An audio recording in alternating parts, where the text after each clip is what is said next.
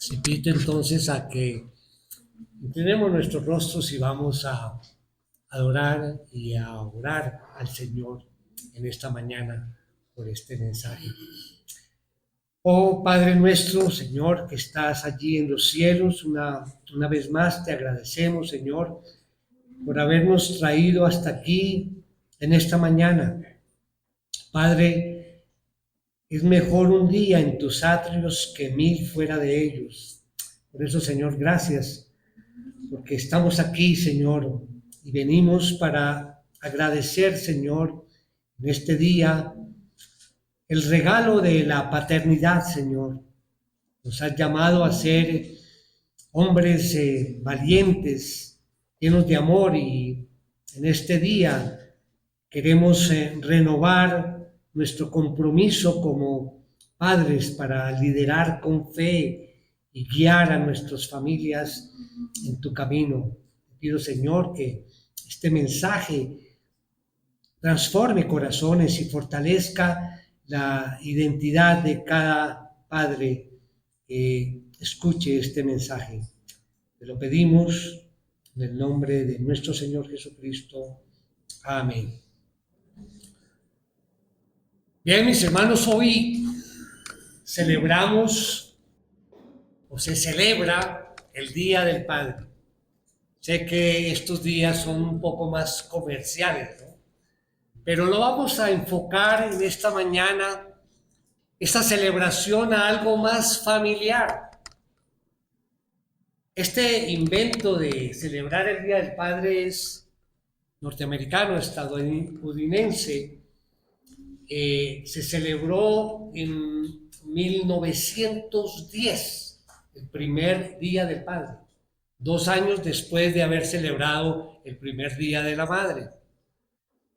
Y hay un dato curioso porque oficialmente, estamos hablando de Estados Unidos, oficialmente el Día de la Madre se oficializó en el año 1913. Y para que fuera oficial el Día del Padre, nos tocó esperar 59 años. O sea, se oficializó en 1972. Pero bien, en fin, hoy se está celebrando en más de 70 países. Se celebra el Día del Padre. Curiosamente, países como España, Italia, Portugal no lo celebran hoy. Ellos toman la fecha del 19 de marzo. Según la tradición católica, es el día de San José. Bueno, bien, generalmente, mis hermanos, cuando hablamos de padres, surge una pregunta. ¿Cómo ser un buen padre? Esa es la pregunta. ¿Cómo ser un buen padre? Y algunos responden esta pregunta con 5 puntos. Dicen, un buen padre es aquel que saca tiempo para su familia, pero no cualquier clase de tiempo, un tiempo especial, productivo para la familia. Segundo, los buenos padres saben comunicarse con la familia. Tercero, los buenos padres disciplinan con amor a sus hijos. Cuarto, aman verdaderamente a la esposa y la respetan. Y en quinto lugar, enseñan a la familia sobre las cosas de Dios con su ejemplo, con su testimonio. Bueno, es obvio que ser padre va más allá de estos puntos, pero no obstante, si se aplican estos principios, podríamos calificar o decir, bueno, sí, este es un buen padre. Alguien decía, no es bíblico esta frase o este concepto, decía que la naturaleza ha preparado mejor a las mujeres para ser madres y esposas que a los hombres para ser padres y esposos. Es decir, nos ha tocado improvisar.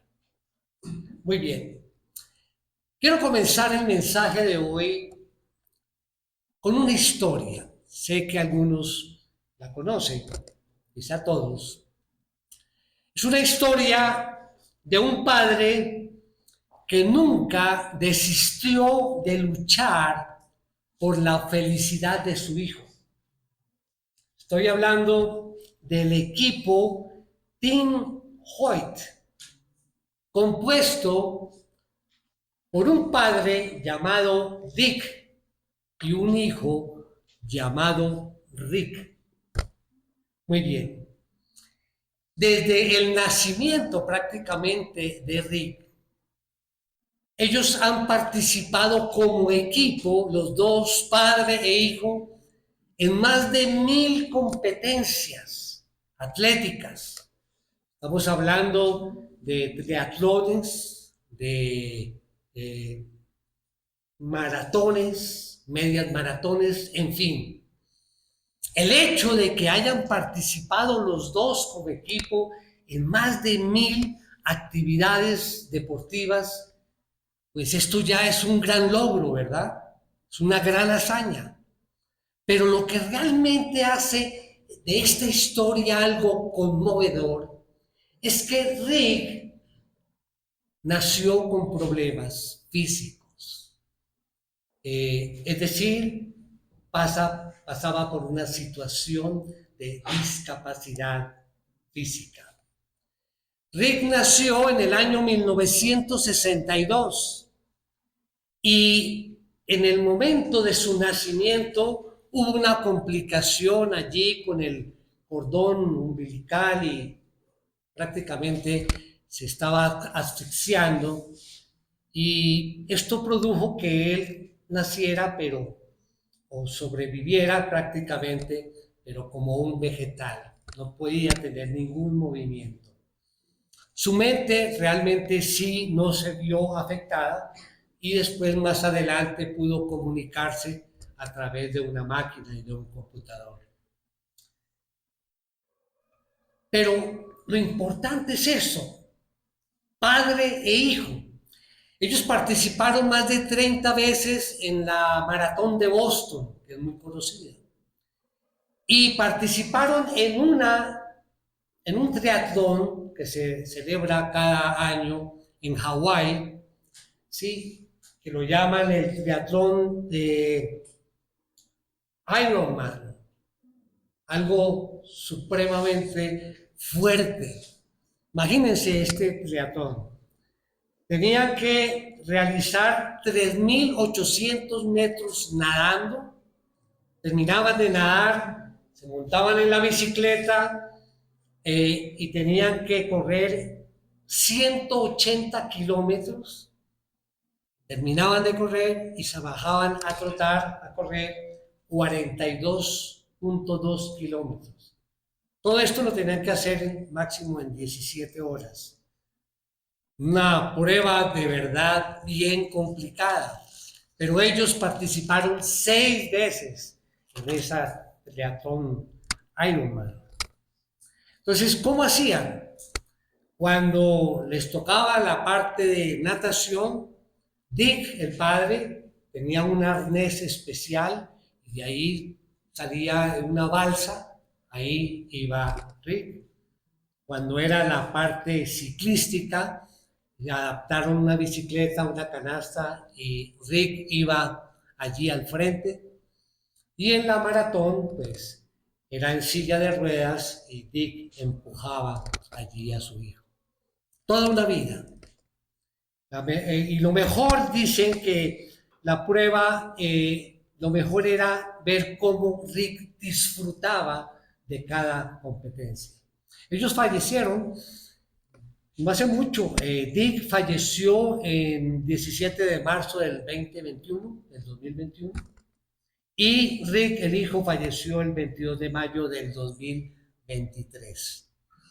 Permítanme, en 2 minutos voy a mostrarles un video para que conozcan a estos 2 personajes. 2 personas. Una carrera benéfica de 5 millas. 2 personas. Una maratón. 42 kilómetros y 195 metros. 2 personas. Una bicicleta. 2 personas, una canoa. 2 personas, un triatlón. 2 personas, un corazón. Cuando su hijo Rick se dirigió a él pidiéndole participar en aquella primera carrera, entre sorprendido y alegre, no dudó en ponerse las zapatillas que llevaban años descansando en el garaje. Todavía no sabía muy bien en qué consistía lo que tendría que hacer y cómo, pero dijo que sí. Y corrió. Corrieron juntos. Y después de esa carrera llegó otra, y otra más larga, y otra en bicicleta. Pero no tenemos bicicleta.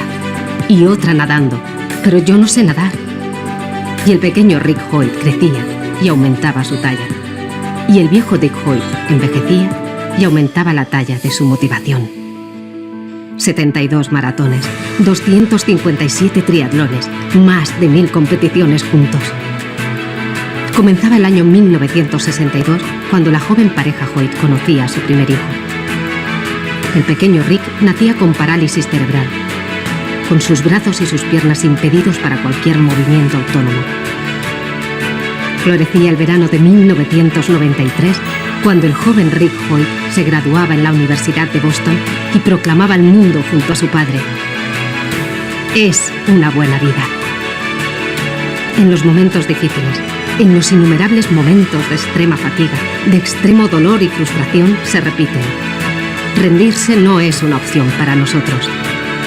Y nunca se rindieron.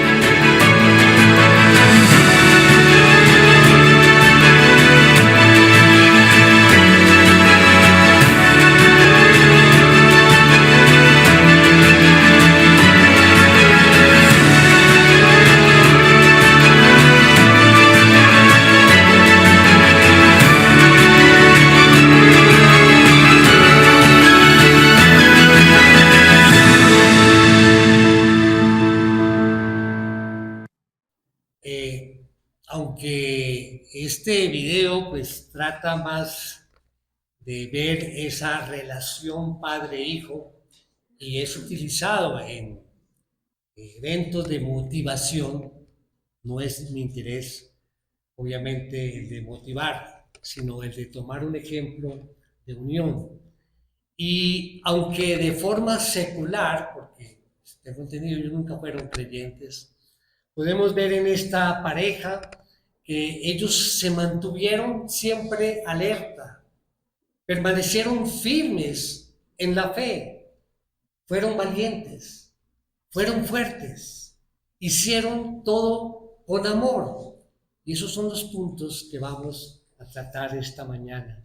Y pensamos, si un padre puede hacer tanto por su hijo, nuestro Padre Celestial puede hacer mucho más por ti y por mí. Así es que después de esta introducción, vamos a nuestro tema. Resulta que el apóstol Pablo, allí antes de finalizar su primera carta a los Corintios, él da algunas recomendaciones para aquellas personas que están en la iglesia allí en Corinto. Recomendaciones sobre la vida cristiana. Recordemos también que esta iglesia en Corinto atravesaba por dificultades. Recuerdan que había muchas divisiones, había falta de sometimiento a la autoridad, la conducta carnal de muchos de sus miembros obviamente no reflejaba que eran hijos de Dios, el abuso de los dones espirituales, entre otros problemas. Y ahora bien, el apóstol Pablo entonces se dirige a la iglesia de Corinto con 5 exhortaciones finales. Estas mismas exhortaciones son las que nos ayudan, digamos, a mantener una vida espiritual saludable. Y obviamente nos ayudan también a glorificar a Dios, que es el propósito de nuestras vidas. Así es que acompáñenme allí a ver en la primera carta a los Corintios. Vamos a ver solamente 2 versículos, capítulo 16, los versículos 13 y 14. Dice así la palabra: estén alerta, permanezcan firmes en la fe, pórtense varonilmente, sean fuertes, todas sus cosas sean hechas con amor. Por eso escogí este pasaje cuando habla, pórtense varonilmente. Dije, bueno, para el Día del Padre, un mensaje a cada uno de los hombres de la iglesia. Entonces, con base en estas 5 afirmaciones, vamos a desarrollar los 5 puntos de nuestro mensaje de hoy. El título del mensaje es creados para ser hombres de Dios. Nuestra idea principal: la verdadera paternidad cristiana no solo implica proveer materialmente, sino liderar con integridad, guiar con fe y amar con entrega. Bien, el texto entonces que acabamos de leer, allí encontramos estos 5 imperativos. Y nos llevan al primer punto, el punto: un padre que vigila su vida espiritual. Un padre, mis hermanos, debe estar alerta, vigilante ante las influencias que afectan su vida y, por supuesto, la de su familia. El primer imperativo, entonces, aquí es: estén alerta. A ver, en la versión Reina Valera dice velad. Vamos a tomar ese término como el primer imperativo, velad. Velad es el verbo griego gregoreo, de donde viene la palabra Gregorio. Este verbo significa literalmente estar alerta, estar vigilante, estar atento, en guardia constante. Y el apóstol entonces exhorta a los creyentes a ser gregorios, a ser personas que constantemente vigilan, que están atentos, que están alerta. O sea que no hay espacio para dormir y para descuidarnos, porque constantemente estamos recibiendo el ataque, la tentación, el pecado. Ellos está siempre al acecho allí para hacernos caer. Entonces, es importante, mis hermanos, tener en cuenta estar alerta, pero no solamente de cuidarnos de la tentación y del pecado que acecha, sino también de la doctrina que profesamos, de los falsos maestros. Durante toda la historia de la iglesia se hablan de falsos maestros que entran a la iglesia, que se infiltran a la iglesia, prometiendo, y conocemos nosotros muchos casos, ¿no? Iglesias donde prometen salud y riquezas de este mundo. Entonces la recomendación es, mire, no cambiemos la verdad de la sana doctrina por experiencias personales o señales y supuestos milagros que ni siquiera se ajustan a la palabra de Dios. Repito, no cambiemos la verdad de la sana doctrina. Tenemos que estar alertas para que toda esa información que nos llega no nos haga cambiar de la sana doctrina. Y es muy fácil en esta época, con todos estos medios y con todas estas redes sociales, que nos lleguen informaciones que desvirtúen de verdad la palabra de Dios. Entonces, recomendación, mis hermanos, estemos alertas.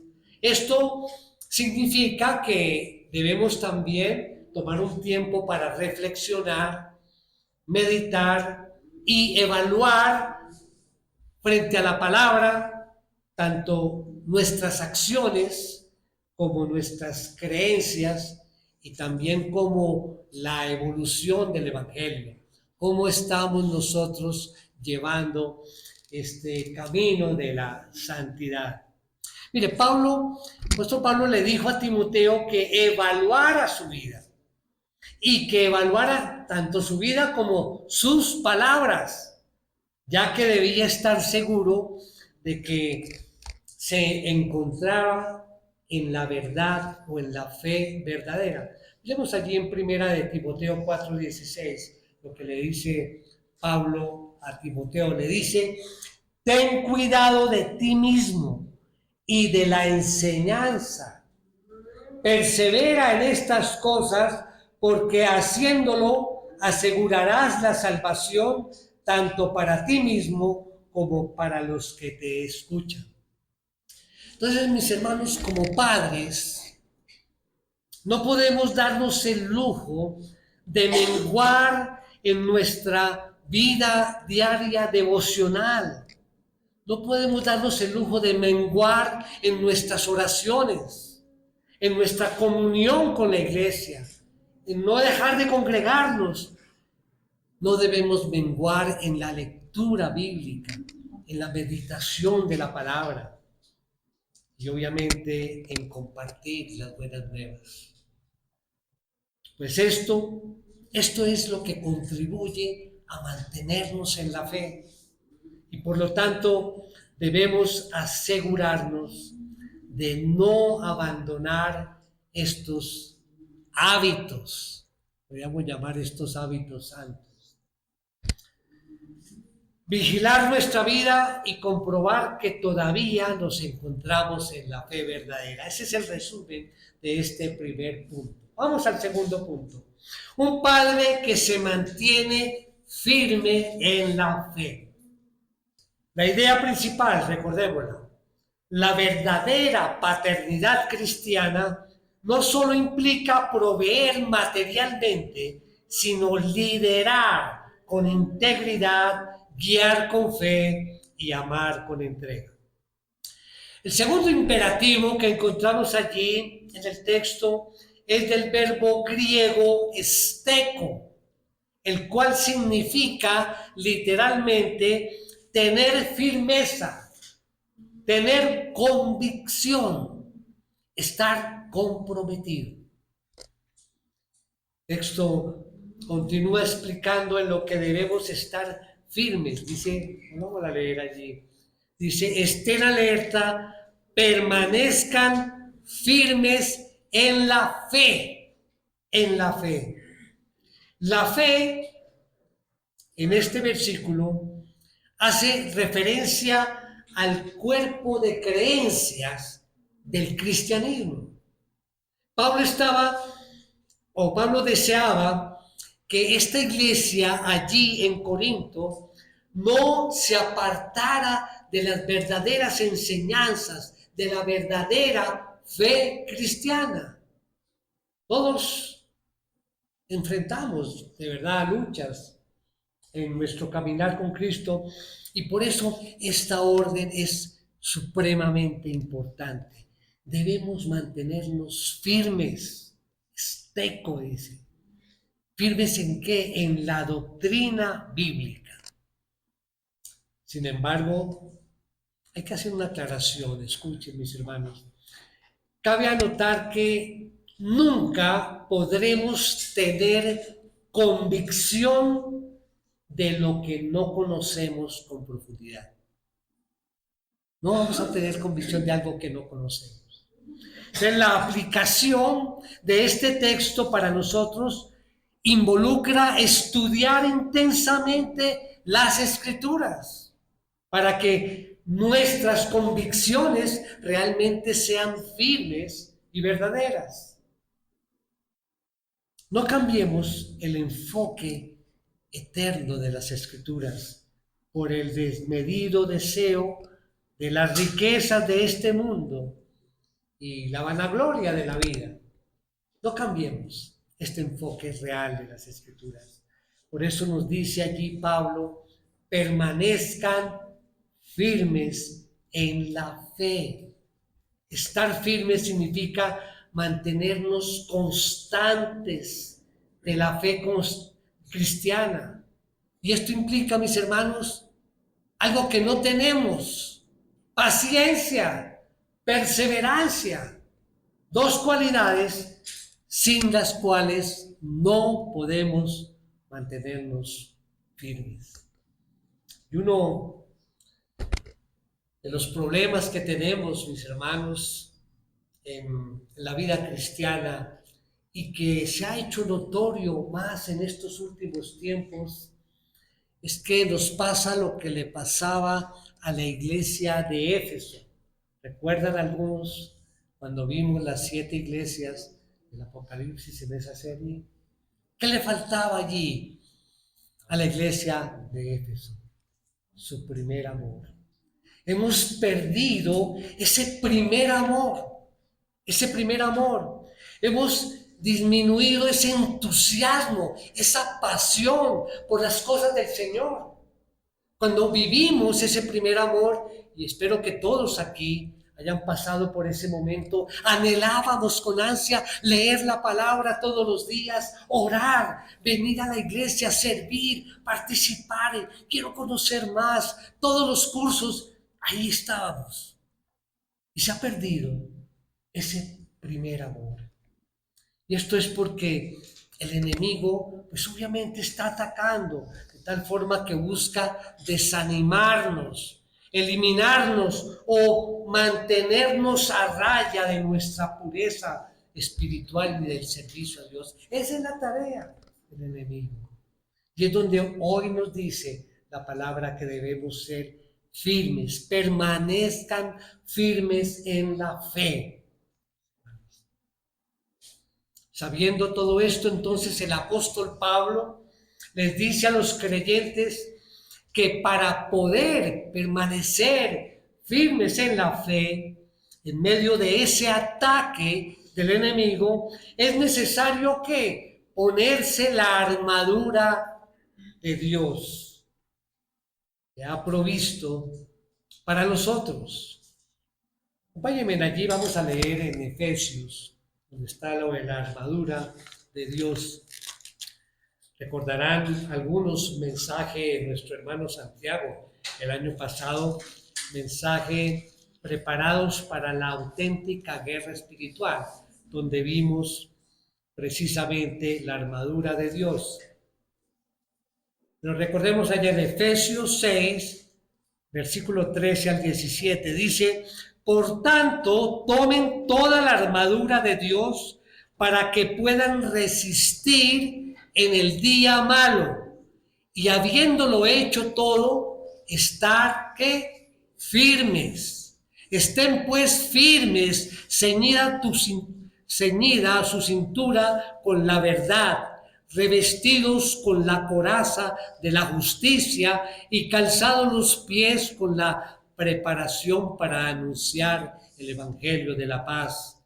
Sobre todo, tomen el escudo de la fe, con el que podrán apagar todos los dardos encendidos del maligno. Tomen también el casco de la salvación y la espada del Espíritu, que es la palabra de Dios. Esto es fundamental y son las herramientas que nos da la palabra de Dios para permanecer firmes en la fe. Vamos al tercer punto. Un padre valiente que asume su responsabilidad. La idea principal: la verdadera paternidad cristiana no solo implica proveer materialmente, sino liderar con integridad, guiar con fe y amar con entrega. Entonces, el tercer imperativo que vemos allí en la palabra dice: pórtense varonilmente. Les dice primero, estén alerta, permanezcan firmes en la fe. Tercero, pórtense varonil. Viene del verbo andriceste, el cual es bastante interesante porque es la forma verbal del sustantivo varón. En español sería como decir sea varón o sea varonil, indicando la valentía que debe caracterizar al creyente. Sea valiente, se está diciendo. Tome la decisión que Dios te demanda. Y hablamos aquí de que en el punto 3, un padre valiente es el que asume su responsabilidad. Esto trae a la mente la ilustración de que está un señor allí en un parque sentado en una banca, y llega otro señor y se sienta ahí al lado. Y es obvio, ¿no? Hay una conversación, hay un saludo. Y en ese momento que están los dos allí, pues se saludaron. El que estaba allí sentado inicialmente ven pasar a una mujer que viene hacia allá y le dice al otro: oye, ¿sabes qué? Esa mujer que va allí me da tanta pena, ¿sí? Es una mujer que tiene un matrimonio desafortunado. Es una mujer desdichada. Es un matrimonio infeliz. Y el otro le dice: sí. ¿Y usted cómo lo sabe? Es que yo soy su esposo. Yo soy su esposo. No asume la responsabilidad, ¿sí? Si ella es su esposa, nunca diga que ella tiene un matrimonio infeliz o que tiene un matrimonio desdichado, porque tú eres parte del problema y parte de la solución. Por eso nos manda a decir: sean responsables. Mis hermanos, pórtense varonilmente, porque muchas veces se ha confundido la hombría con el machismo, con la prepotencia o con ser dictador o abusador, cuando la realidad es muy diferente. Entonces, ¿cuál es la exhortación a la que se comporten como hombres, a que actúen varonilmente? ¿Cuál es realmente? A que desarrollen continuamente aquella virtud distintiva que hace del hombre ser hombre. Por eso actúen como hombres. Y esto de inmediato levanta pues muchos cuestionamientos, ¿verdad? ¿Existe alguna característica que identifique al hombre como hombre? ¿Ha revelado Dios en su palabra lo que nosotros podríamos llamar un perfil masculino cristiano? ¿Qué opinan? Yo creo que sí, claro que sí. Déjenme darles una pista. Allí en 1 Corintios 13, 11, 2 páginas allí de nuestro texto de estudio. Dice: cuando yo era niño, hablaba como niño, pensaba como niño, razonaba como niño, pero cuando llegué a ser hombre, dejé las cosas de niño. Pablo está aquí haciendo un contraste, ¿no? Podríamos llamar entre la niñería, si existe la palabra, contra la hombría. Hace ese contraste. Un hombre no está sujeto a actuar como niño y por lo tanto él debe actuar como hombre. Es exactamente lo opuesto a actuar como niño en algunas circunstancias o situaciones de la vida.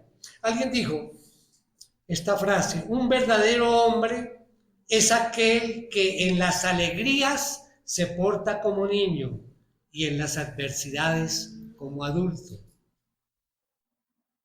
El hombre debería poseer esa experiencia que da la vida y una fortaleza de carácter que le permita enfrentar los problemas de la vida en una forma muy diferente como lo haría un niño de 10 años.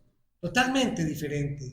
Y Pablo está llamando a los hombres a cultivar ese rasgo distintivo de la verdadera hombría, portarse varonilmente. Debe en toda situación actuar como hombres, en todas las posiciones que estén ocupando, en sus trabajos, en el rol que desempeñen, en los deberes que lleven a cabo. Muéstrense como hombres constantemente, dice Pablo. Y esta es la idea del texto. Pero, ¿qué significa esto en la práctica? ¿Qué significa? ¿Qué es lo que tengo que hacer para actuar como hombre? Bueno, actuar como hombre es hacer lo que yo tengo que hacer por la convicción de que Dios me está pidiendo que lo haga, aunque el mundo se reviente al hacerlo. Es actuar como hombres, actuar con coraje, con firmeza, con valentía, pero sobre todas las cosas es actuar con perseverancia. Esa idea es reafirmada por los imperativos que estamos viendo. Velar, estad firmes en la fe, ser fuertes. Eso es lo opuesto a ser débil, indeciso, vacilante. Esta palabra nos habla de soportar la adversidad, de soportar la presión mientras cumplimos con fidelidad nuestros deberes.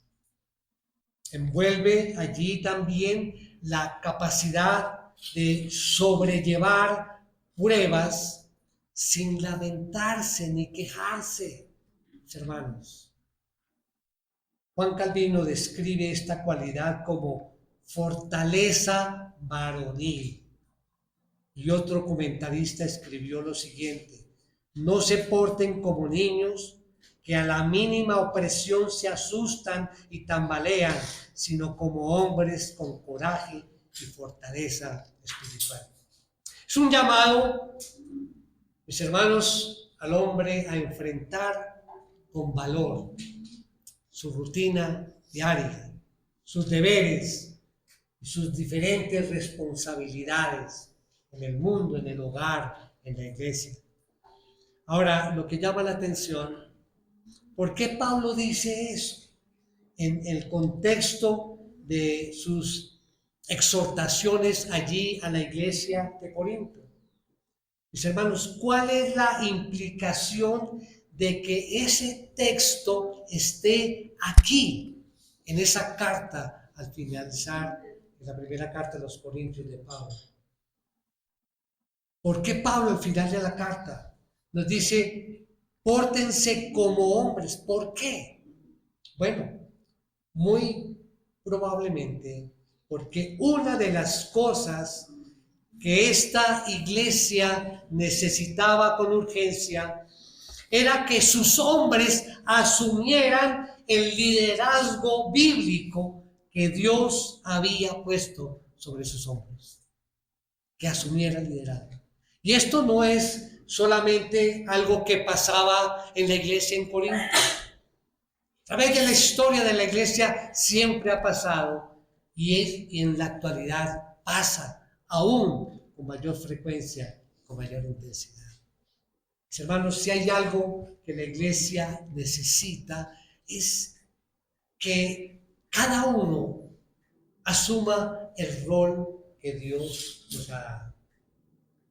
Que las mujeres se comporten como mujeres y los hombres se comporten como hombres, en el rol que Dios nos ha dado. Y como hombres, me llama bastante la atención como Pablo sigue hablando en este mensaje. Miremos allí en nuestro texto. Dice, estén alerta, permanezcan firmes en la fe, pórtense varonilmente, sean fuertes. Y eso nos lleva a nuestro cuarto punto. Un padre fuerte no se rinde ante las pruebas. El cuarto imperativo en este versículo viene del verbo griego krataio, que significa literalmente hacerse fuerte o esforzarse. La iglesia en Corinto se caracterizaba por su debilidad doctrinal, por su debilidad espiritual y por su conducta. Y Dios nos manda a ser fuertes, a esforzarnos, a fortalecernos en Cristo. No podemos seguir siendo débiles frente a la tentación y al pecado. No podemos seguir como las mentes débiles que buscan entretenimiento espiritual en lugar de la confrontante y poco divertida verdad de la Biblia. ¿Cuántas personas van a las iglesias es a buscar allí entretenimiento espiritual? Que le digan las cosas que ellos quieren oír. Pero ¿cuántos se alejan de las iglesias donde predicamos la verdadera palabra? Así no sea tan divertida, pero es la verdad. La fuerza, tanto física como espiritual, se desarrolla ejercitándonos. ¿De acuerdo? Si no nos ejercitamos, no lograremos adquirir la fortaleza que demanda esta recia batalla contra el pecado y la mentira. Nos toca ejercitarnos, mis hermanos. La fortaleza espiritual viene del sacrificio, de negarnos a nosotros mismos y a la autodisciplina. Ese pecado que no has podido vencer, esa dependencia a doctrinas extrañas que se basan en las señales y en las emociones, esas relaciones dañinas y dependientes en sus vidas, todas ellas pueden ser conquistadas. Podemos vencer esto con la fortaleza que Dios nos ofrece. Por eso, mis hermanos, seamos fuertes. La dependencia en Dios nos dará la fuerza que necesitamos para vivir en Dios. Vamos al quinto punto. Un padre amoroso que refleja el corazón de Dios. Recordemos la idea principal. La verdadera paternidad cristiana no solo implica proveer materialmente, sino liderar con integridad, guiar con fe y amar con entrega. Bien, el quinto y último imperativo de este estudio está allí en el pasaje, en el versículo 14. Dice, todas sus cosas sean hechas con amor. Todas, nos dice algunas cosas, todas las cosas sean hechas con amor. Entonces el verbo griego de donde viene este imperativo es el verbo ágape o agapao, el cual incluye la idea de ser y no solamente de hacer. La idea es que seamos amorosos, que hagamos las cosas con amor. Este imperativo brinda, digamos que hay el balance final de los otros 4 imperativos que estudiamos en este pasaje. O sea, debemos estar alertas, ser firmes en la fe, ser valientes y fuertes, pero todos siendo amorosos, con amor. El amor evita que nuestra santa manera de vivir se convierta en orgullo o en legalismo. Por eso que el apóstol Pedro nos dice allí en 1 de Pedro 4:8, nos dice: sobre todo sean fervientes en su amor los unos con los otros, pues el amor cubre multitud de pecados.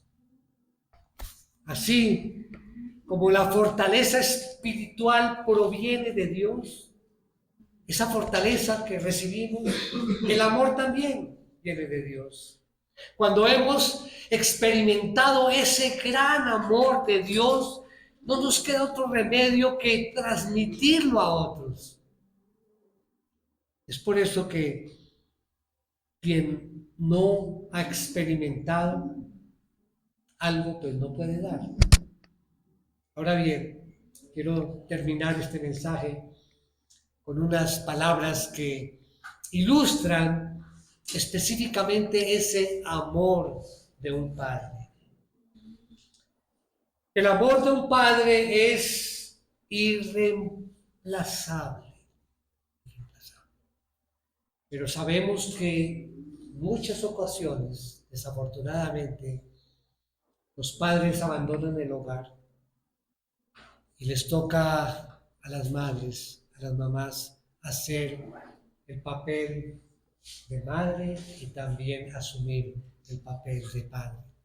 Desafortunadamente es una realidad. Pero ahí está, esto aplica también en esa situación. Y tenemos que ser fuertes y valientes ante esa realidad. Pero el padre, la figura paterna en la familia, mis hermanos, cuando sus brazos se extienden y envuelven a toda la familia, las hace sentir seguras, protegidas. Hablamos de pórtense varonilmente, como decía el texto, que es sinónimo, obviamente, de fortaleza, de trabajo, de sacrificio, de provisión, de dedicación, de entrega, de muchos otros adjetivos calificativos que podríamos agregar. Implica la capacidad de enfrentar los más grandes retos y riesgos por el bienestar de la familia y de los seres queridos. Un padre tiene experiencia porque ha caminado esos largos senderos que le han enseñado y lo han hecho diestro en muchos aspectos. Por eso a los hijos, les digo a los hijos, hijos, escuchen con atención el consejo amoroso y temprano de un padre. No deseches el aprendizaje. Sé consciente de lo bienaventurado que eres al contar con su presencia e intervención en tu vida. Si recibes de él buen ejemplo, sigue sus pasos. No menosprecies la corrección de quien solo desea tu bienestar. Comparte con él siempre. No esperes a que lleguen días especiales en el calendario para hacerle saber lo significativo que él es en tu vida. Recibe a manos llenas todo lo bueno que él tiene para darte. Y en este día dile: tu fuerza y sabiduría me inspiran cada día.